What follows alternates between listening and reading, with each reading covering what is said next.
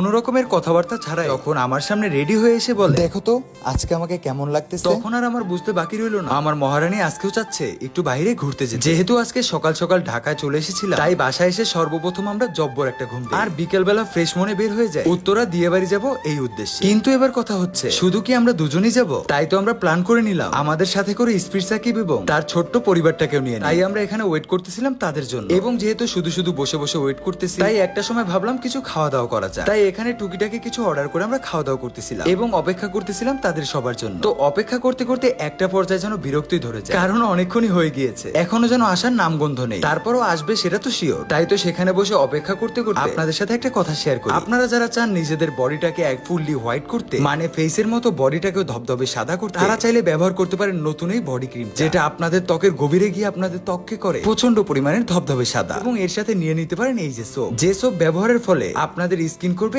আরো বেশি উজ্জ্বল। তো গাইস, এই দুইটি নেওয়ার জন্য অবশ্যই আপনাদের চলে যেতে হবে নিচে মেনশন করা ফেসবুক পেজ, এবং সেখানে গিয়ে আমাদের ভিডিওর স্ক্রিনশট দিয়ে থেকে নিতে পারেন আপনারা কিন্তু আকর্ষণীয় ডিসকাউন্ট। তো একটা সময় যখন সবাই চলে আসে, সেখান থেকে আমরা রিক্সা নিয়ে সোজাসুজি চলে আসি বৃন্দাবন ব্রিজের উপর। হ্যাঁ গাইস, আমরা জানি আপনারা অনেকে এই জায়গাটাকে চিনেন, কারণ বেশ পরিচিত এই জায়গা। আর আজকে এখানে আমরা তৈরি করব আমাদের কিছু রিলস ভিডিও। কিন্তু গাইস, একটা সময় ক্ষুধা লেগে গেলে বিক্রি করা ঝালমুড়ি নিয়ে নেই। ঝালমুড়িটা কিন্তু খেতে ছিল প্রচন্ড পরিমাণের ইয়াম্মি। অবশ্যই যারা এখানে আসবে তারা এই ঝালমুড়ি একটাবার হলেও ট্রাই করবেন।